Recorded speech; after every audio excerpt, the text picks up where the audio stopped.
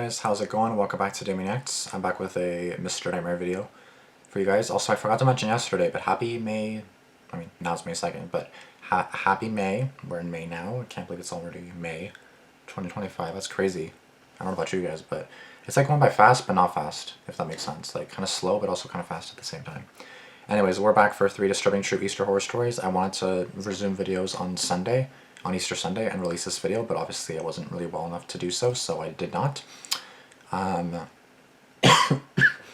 So here we are, I'm doing it today, May 2nd. So obviously a bit late, but this came out April 16th, so obviously before Easter, and now I'm reacting to it after Easter, so it's fine. Never too late to watch some horror stories, but I'm kind of curious what's gonna, like, Easter horror stories? Come on, man, like, anyways, I'm not exactly, like, that religious, but, so, I think I worked, did I work? No, when did I, hold on a second, when was Easter?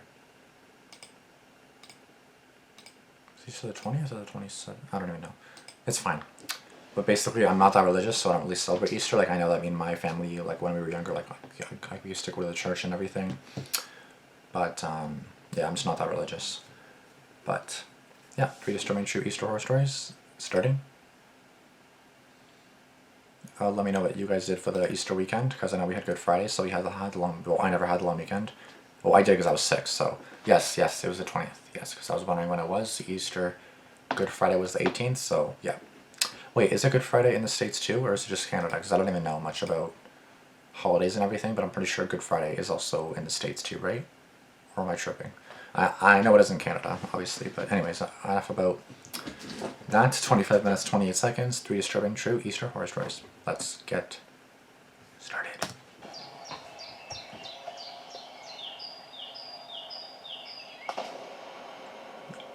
Easter egg hunt. Arthur P. I'm ready for this, guys. I'm ready for this. This happened when I was a little kid, maybe 6 or 7. My family has always been very religious, so Easter has always been a huge deal for us. Same with most of the other major religious holidays.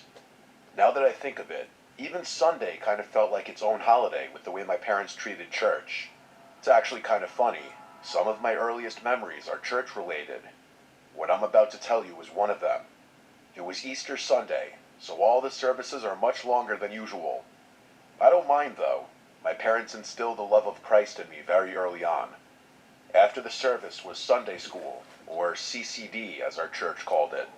I know lots of churches don't offer Sunday school after really important masses, but ours did. So after the mass, my parents took me downstairs to all the classrooms like they had done 100 times, and I said goodbye. I'm just going to describe the layout of the church now so this story makes sense. Our church had kind of a split-level layout. The main sanctuary was upstairs where the altar and pews were, and then all the classrooms were in the basement. It was technically a basement, but the church was on a slope.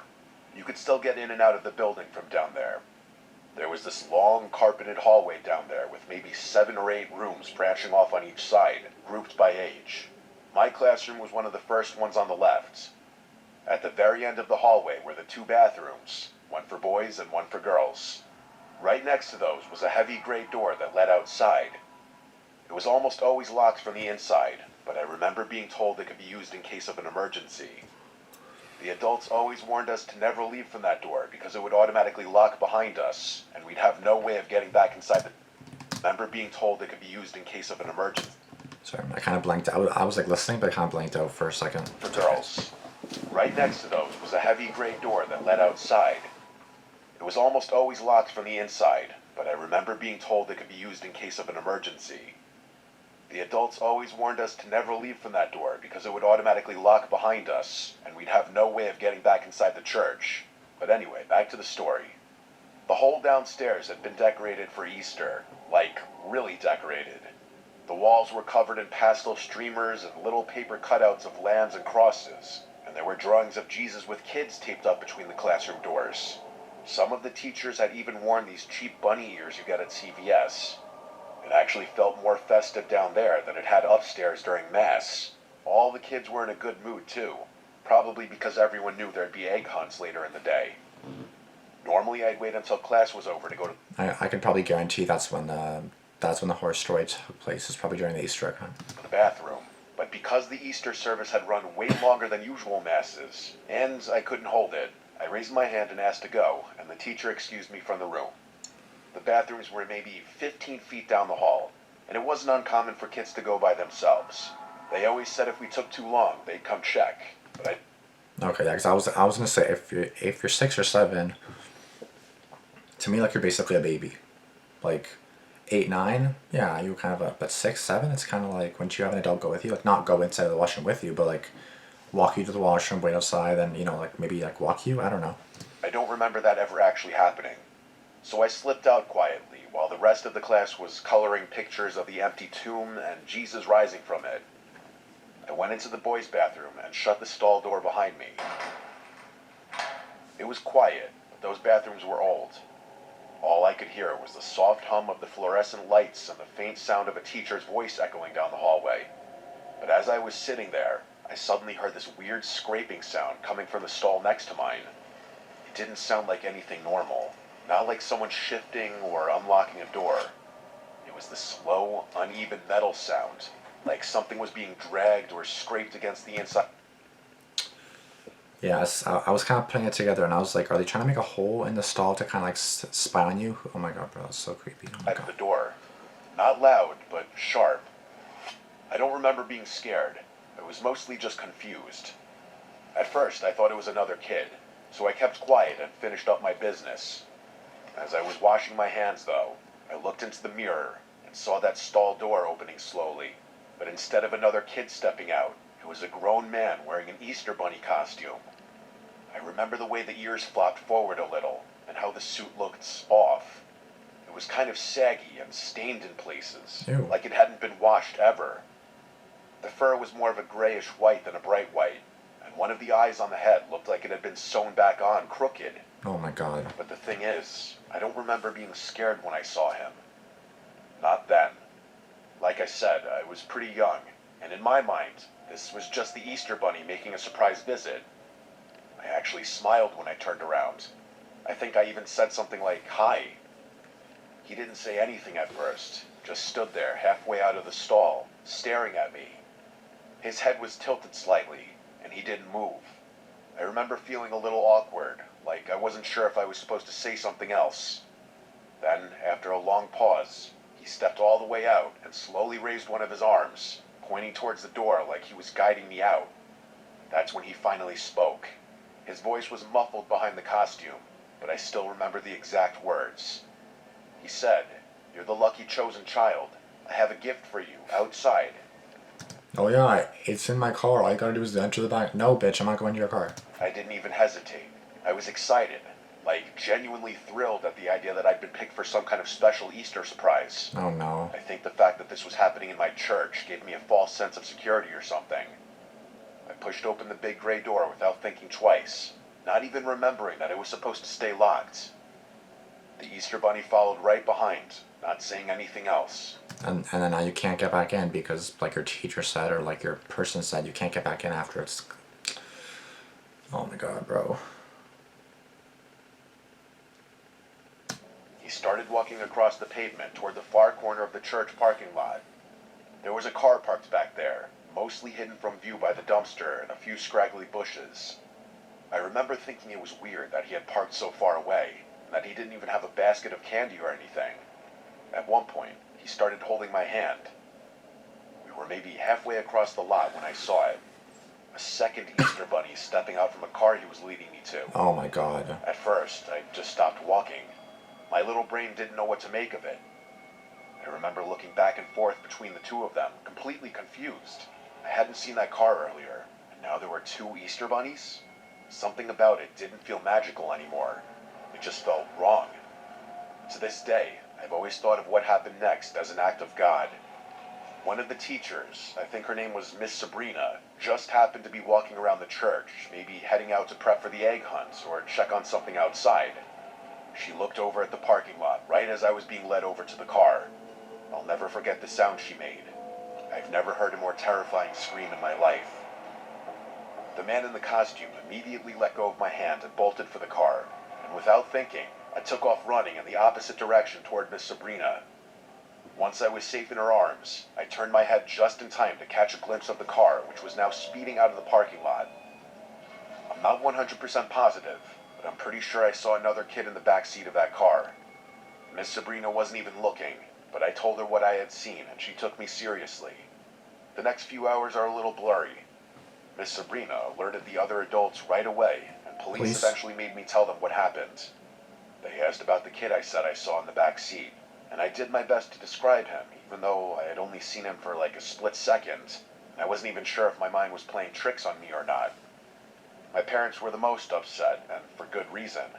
I think my mom cried for an hour straight after we went home. The police followed up with the church, but nothing ever came of it. There were no missing children in the area, so the police didn't really have anything to work on. The running theory was that whoever had been in that costume somehow had a key to the back door and just sat in the bathroom waiting for a kid to use it. And by sheer misfortune, that kid had been me. I still find the whole thing deeply unsettling. Whoever had done that must have been familiar with the church's layout. Otherwise, they wouldn't have known where to park or wait, or even how to get away with it all. But what scares me the most is that I think there really was a kid in the backseat of that car. It's hard for an Easter to come and go without me thinking about this experience.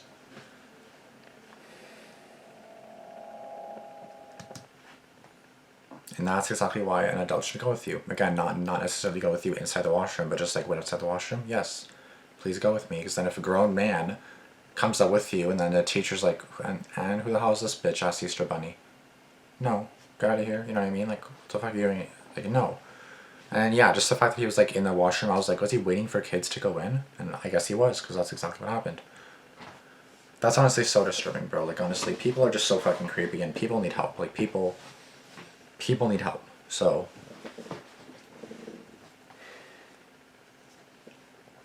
and again, like, that's just so fucked up. Like, again, like, because adults know that kids obviously don't know this stuff. Like, when I was 5 years old, I didn't know. I'm 25, and I barely know what the fuck I'm doing.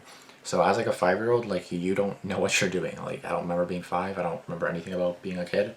Well, be 5 to 10, not really. And it's just like, you would never think that you're in danger because of that. Like, you would just think, oh my god, Easter Bunny, oh my god, Santa Claus. Like, you just think that, like, you're safe, sort of thing. And that's just the most heartbreaking, because then again, like, you're just walking into a trap without even knowing. That's just so, like, God. Okay, story 2 by Ryan. I just graduated high school last year, which is when what I'm about to tell you took place. Easter has always been a fun time of the year for my friends and I, but not for the reason you think. We've outgrown those childish Easter egg hunts that everyone does when they're little. Yeah, I mean, if you're graduating high school, like, you're 18 years old, you're not going to do like an Easter egg hunt at almost 20 years old. And I honestly cringe when my parents make me participate in one with my younger cousins. A few years ago, I can't remember exactly when, my friends and I created a fun twist on the typical egg hunt format and devised our own game. It's not really that special. It's basically just a mashup of manhunts and an Easter egg hunt. It's 2 teams like manhunts, but the seekers are also responsible for hiding and protecting a few eggs. I haven't played Manhunt so long, I forgot what that even is. Like, I forgot why you're even doing that, but I've heard of that. I think I played it before. Just I'm 25 now, I haven't played games like that in a while, because I'm old now, so. If the hiders manage to capture all the eggs, they win. And if the seekers don't find all the hiders within a certain time frame, the hiders also win. Okay. There are some other dumb rules, like how the seekers can't be camping where any of the eggs are hidden, and stuff like that. But that's not super relevant to the story. It was the Thursday before Easter, and school was canceled the next day for whatever reason. So we decided to have a sleepover. Good Friday, right? Over that night. It was me, Jake, Race, Chuck, Arthur, and Raz. That's a big sleepover. Raz wasn't actually his real name. His last name was Razzie, but everyone just called him Raz. His family had the biggest house by far, so we'd always chill there. He lived in the middle of nowhere, and his backyard bordered a decently sized wooded area. Great. Plus, his parents were out of town until Friday night, so we'd have the place to ourselves. We were just chilling, playing video games in his basement, when Chuck suggested we play manhunts. We were all down, so we rounded up whatever flashlights Raz had in his garage. We used a random number generator on Jake's phone to pick random teams, just to keep it fair and unpredictable. I was on a team with Chuck and Raz, and we were seeking. Jake and Arthur were hiding.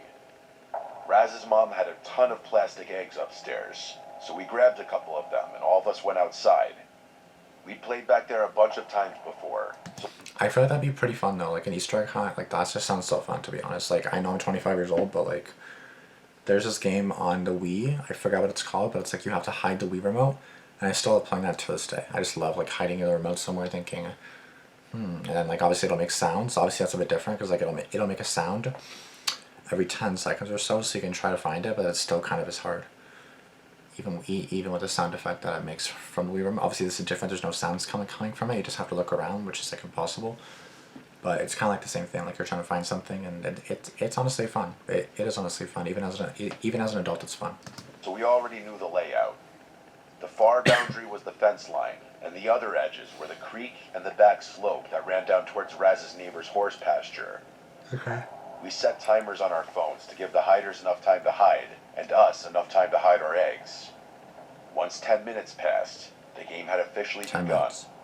I should also mention that the sun had already gone down, but it wasn't completely dark out yet. Once the timer went off, we all split up to cover more ground. I veered left into a thicker patch of trees, while Raz and Chuck went the other way. I kept my hand over my flashlight, just skimming the ground every few steps so that I wouldn't trip, but I mostly relied on the moonlight to see. The game was way more fun when you actually felt like you were sneaking around, and besides, if one of the hiders saw a flashlight beam coming toward them, they'd just book it. A few minutes in, I thought I saw something move 20 or 30 feet in front of me. At first, I couldn't tell if I was imagining it, but then I saw it again. I instantly turned my flashlight off and froze in place. Someone was crouching behind a tree up ahead. Whoever it was must not have seen me, otherwise they'd definitely have run off. They weren't moving, like they were trying to stay perfectly still. My first guess was that It's not your friends. it was Race. He always picked spots close to the Seekers, thinking no one would expect it. I decided to try to get the jump on him. I crouched down a bit myself and started moving slowly, trying to circle around behind him. When I got close enough, I sprang forward and lunged at whoever was crouching there, tapping him hard on the shoulder and yelling, "Gotcha!" But the second he turned around, I felt a wave of fear wash over me. It wasn't any of my friends. It was a grown man with slicked back hair and these wide open eyes, like he was on drugs. His clothes were all torn up and he smelled awful. I was so taken aback that I didn't even realize what was going on. Before I could react, he tackled me to the ground. I screamed as I hit the dirt, but before I could yell out again, his hands were around my throat. Oh my god. He was pressing down with all his weight, and in that moment, I honestly thought my life was over. I couldn't breathe. Oh my and I didn't have the god. strength to overpower him from that position. And then, out of nowhere, he stopped. Out of the corner of my eye, I saw a flashlight beam bouncing off the trees somewhere behind us. One of my friends must have been running towards us. The guy must have seen the light too, because he jumped off without saying a word and straight up ran into the woods, disappearing almost immediately. Like bro, like imagine like trying to like bro, that's so fucked, bro. Like you think it's your friend, hey, I got you, and then it's some old ass man like literally starts choking you. Holy fuck, bro. I just laid there, gasping for air, still too stunned to move. A few seconds later, Chuck reached me, helped me up, and said he saw the whole thing. I wanted to chase after that guy, but Chuck told me that was an awful idea. Yeah. So the two of us instead ran back towards the house. Call the police. Chuck called the rest of the crew and told everyone to go back to Raz's house immediately. Once we all reconvened, I told everyone what happened. After Chuck filled in the rest of the gaps, everyone started talking over each other. But then, Arthur said something that shut all of us up. He said that before the game even started, meaning before the initial 10 minutes were up, he saw two people walking through the trees near where he was hiding. He said they were moving slowly, like they were scouting or waiting for something, and he'd actually gotten pissed at the time because he thought it was two of the Seekers teaming up and breaking the rules. That's when me, Chuck, and Raz all looked at each other and immediately shook our heads. None of us had been walking together, and there was no way we could have gotten all the way to their side in such a short time frame anyway. The realization hit us all at once. If it wasn't any of us, then there were at least 3 other people out in those woods that night. One who attacked me, and 2 more who were moving around before the game had even started. In that moment, I realized how smart I had been for listening to Chuck and not chasing after my attacker. He might have saved me from walking headfirst into an ambush. I told everyone we needed to call the cops. Yes. I mean, I had literally been attacked. But the second I said it, Raz cut me off. He got weirdly serious and said, "No, we're not calling anyone."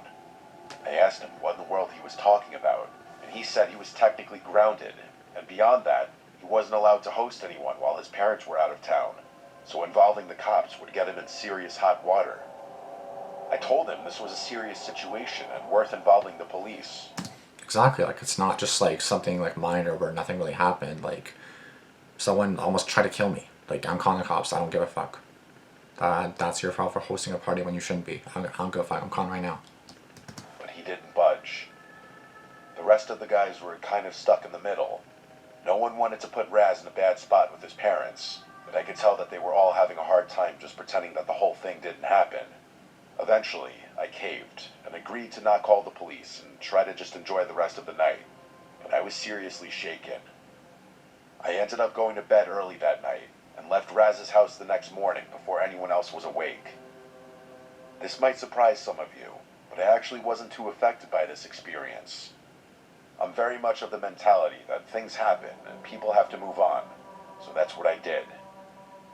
Anyway, about a week after everything went down, Raz told us all that he felt bad just leaving those Easter eggs out in the woods, so he had gone to collect them even though he was scared out of his mind. We all got a good laugh out of that, but his comment made me think back to that night and contemplate my life a little. I have no idea what those men were doing in those woods that night, but I can confidently say that I won't be spending the night at Raz's place anytime soon. Anyway, I'm at college now, and I'm far, far away from Raz's backyard. But being as Easter is coming up next month, I got reminded of this story.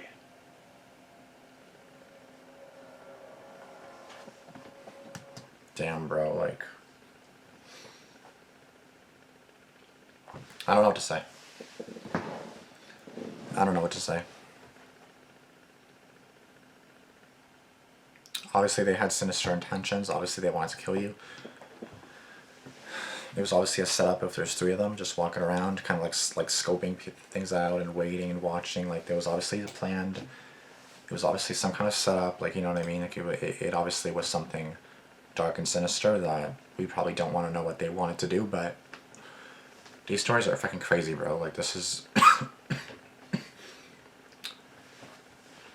like, literally, there's a horror story for literally anything.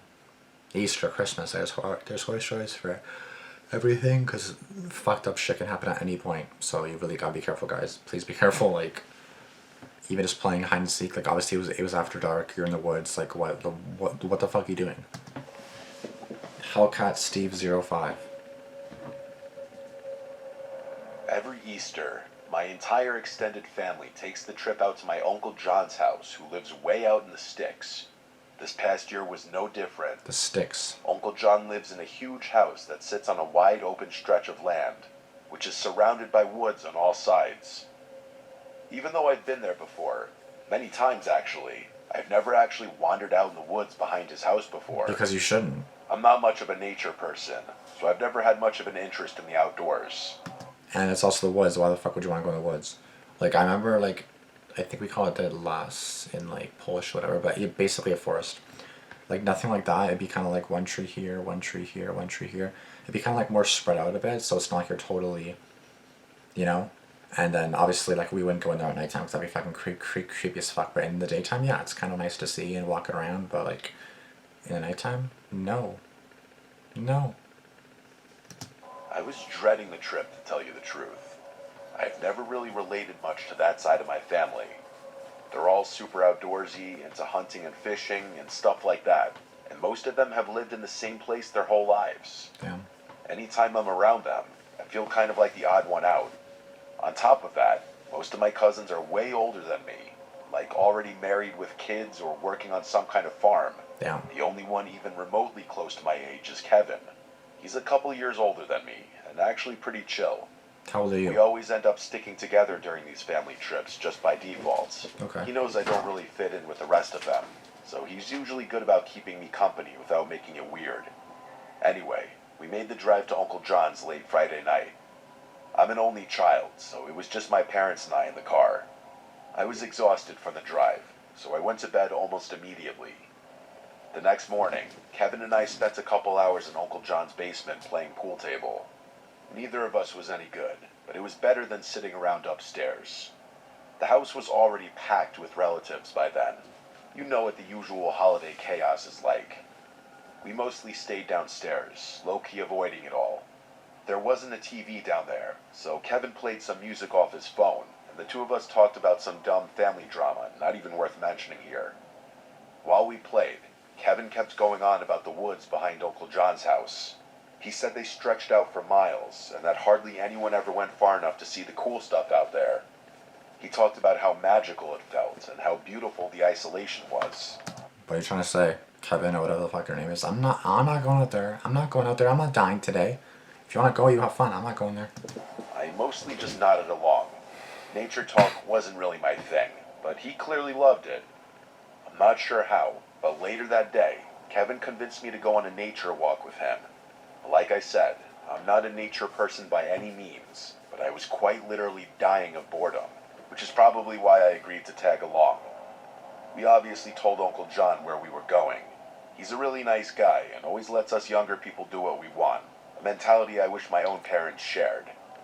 Kevin took the lead once we got outside, cutting across the backyard and into the tree line like he'd done it 100 times before, which, knowing him, he probably had. The woods were thick, but not totally wild. There was a kind of natural path that Kevin was following. It wasn't late in the day, so I wasn't super worried about the sun setting. But the deeper we went, the more I started to wonder how we were going to find our way back. After about 20 minutes of walking, I asked Kevin if he was sure he knew where we were, and he just laughed. He told me he knew these woods like the back of his hand, and that he'd been exploring them since he was a kid. We'd been walking for maybe another 20 minutes when we both stopped at the same time. From somewhere up ahead, we heard this loud thunk, like something heavy slamming into wood. It didn't sound like an animal or someone stepping on a branch. It was reoccurring, like a pause, then another hit, then another pause, and another hit. It sounded like a hammer or mallet being driven against a tree. That's the best way I can describe it. Kevin looked at me, and I could tell he was trying to figure it out too. That sound didn't sound too close, but it was loud enough to be clear. He told me it wasn't out of the realm of possibility that a hunter was wandering around in there. Even so, he definitely looked a little startled. Eventually, the sound stopped. I asked if he wanted to turn back, but he shook his head. I could tell he was curious now, and I'll admit I was kind of too. So we kept walking in the direction we thought the sound had come from, both on high alert. We'd only been walking for a few more minutes when Kevin suddenly stopped and held his arm out in front of me.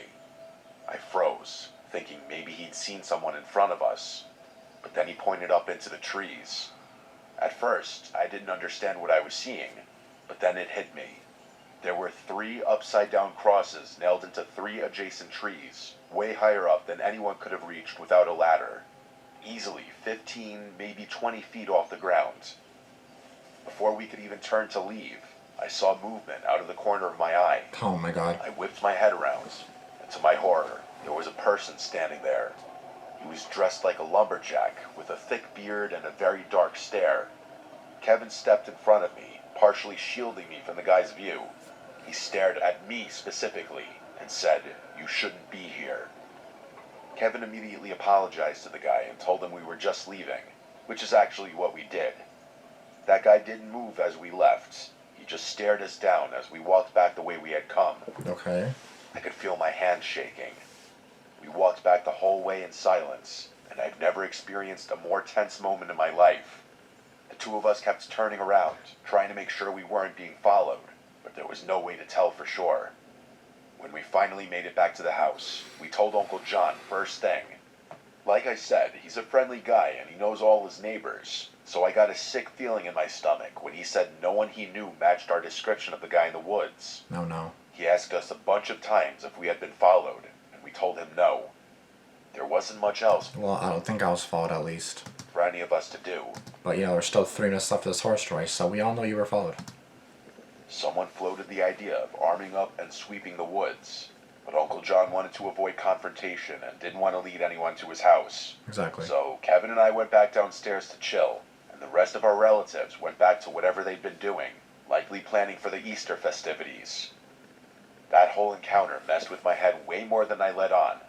I ended up going to bed pretty early that night, just to get my mind off of it. But because of that, I woke up way earlier than usual. Like, way earlier. I rolled over, checked my phone, and saw that it was just after 5 a.m. The sun had just barely started poking over the horizon, but it was still mostly dark out. I tried to go back to sleep, but I couldn't. So I just decided to get an early start to my day. Uncle John has a study on the 3rd floor of his house, so I decided to go up there and see if there were any interesting books to read. Uncle John's study has this big old window that overlooks the entire backyard. As I walked past it, something caught my eye. There was a very faint, flickering glow coming from the edge of the woods. It looked like the pulsing light of a small fire, not a flashlight or anything that bright. I stood there for a good 30 seconds just staring at it, trying to make sense of what I was seeing. Curiosity got the better of me, and I needed to know what I was looking at. So I went downstairs and stepped out onto the back deck. When I realized what I was looking at, I had to literally fight back a scream. There were at least 3 figures standing just past the edge of the woods, each holding a small torch. Oh my They god. weren't walking or moving around. They were just standing there, facing the house, facing me. I ran straight to Uncle John's room and woke him up, telling him what I saw.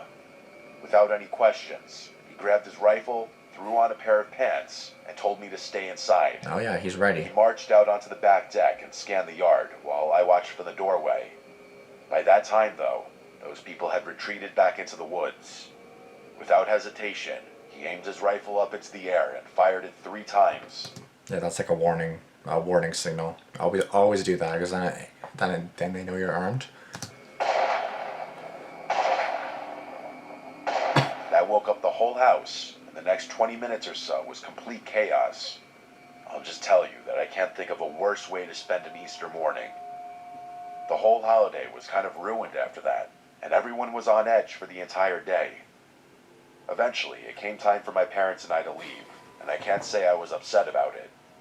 This was like 9 months ago, and Uncle John has since told us that he hasn't seen or experienced anything strange. Still, though, I would hate to be living in that house, knowing there are psychos lurking somewhere nearby. I'll send an update should Uncle John tell us anything of note. Damn, bro. Yeah, you honestly never know. Like, you honestly, like... I don't know, that third story was definitely kind of interesting. There was, like, 3 crosses nailed under, like the wrong way, upside down. Upside down, and then there's some guy that comes out of nowhere and then says, you shouldn't be here, and then looks at the guy specifically. Like, I don't get it. And am I missing, like, how old was this person? How old are these people? I don't know. I feel like Mr. Emery's just say, like, hey, I'm this much years old, just so we know, kind of put it into perspective of how old you are, and unless I missed it, unless I forgot, because I'm tired right now, but I know the first one was 6 or 7 years old, the second one was like about, I think, 18 or 19, because they finished high school, and this one I have no idea, so. Anyways, obviously this just goes to show you that you have to be careful no matter what. Easter, Christmas, New Year's, holidays, like, doesn't matter. Weekends, daytime, morning, doesn't matter. Guy in story 2 nearly gets strangled to death. His friend refuses to call the house because he got in trouble. Friend of the year material. Yeah, it's like, I almost died, but you know what, I'm gonna get in trouble, so we're not doing that. Okay, you're not calling the cops, but I am, so I don't give a fuck what you do. Rise in the second story pissed me off. Easter is how expensive eggs are. That's funny. The guy using the stupid reason of being afraid of being grounded as a justification to not report an assault to police. The parents finding out is scarier than letting the psycho get away. Exactly. The first story, the way my heart dropped when the potential kid was in the car, or a potential kid in the car was mentioned, yeah, honestly, that was honestly terrifying. Like, oh yeah, there's someone in the car, I'd be like, oh my god, bro, they're trying to kidnap you and some other kid, like, that means they already had one kid. one kid kidnapped was already there, and then they were trying to get this kid as the next one.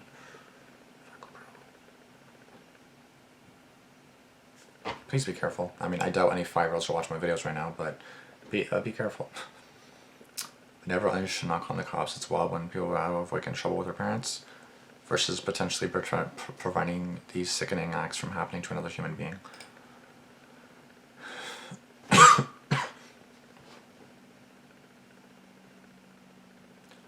You're the lucky chosen child to have a gift for you outside. That line gave me full body chills the way it was delivered. I'm muffled behind that dirty bunny suit. Absolutely nightmare fuel. I cringe when my parents asked me to do a hunt with my cousins. So here's a super cool version of our Easter egg hunt that's super not childlike. I play to this day with my buddies. That's funny. How strict do the parents have to be to let the kid putting himself in danger is better than the punishment? Yeah, that's honestly kind of a red flag too, actually. Anyways, I'm really tired right now, so I'll just do 2 more comments. You know, a scary storyteller is good when he can even make Easter scary. Just people in general make Easter scary. People in general make anything scary. Doesn't matter what it is. School is canceled for whatever reason. How does he not know about Good Friday? Exactly. Some non-religious people don't know, especially since it doesn't pertain to them. That makes sense. I know about it because, like, of course, I was like raised as religious. I just never like was that religious growing up. So I don't know much about Easter. I don't know much about everything. I've heard about it in class because I went to a Catholic elementary school, a Catholic high school, so I kind of like know about it, but like very, very faint. And obviously that was a while ago because I graduated college like 3 years ago, so yeah. Anyways, yeah, with that being said, that's all I got for you guys today. If you guys enjoyed the video, be sure to give it a like, comment down below, be sure to subscribe, turn on notifications, do all that good stuff. Once again, as always, any kind of horror video, please be careful because you never know what's coming your way, basically. And you guys are probably going to say I'm stupid, but I'm currently filming this at 4:18 in the morning right now, and I went for a walk at 11 p.m. last night, so yeah. And no one was outside really. I don't think I was followed.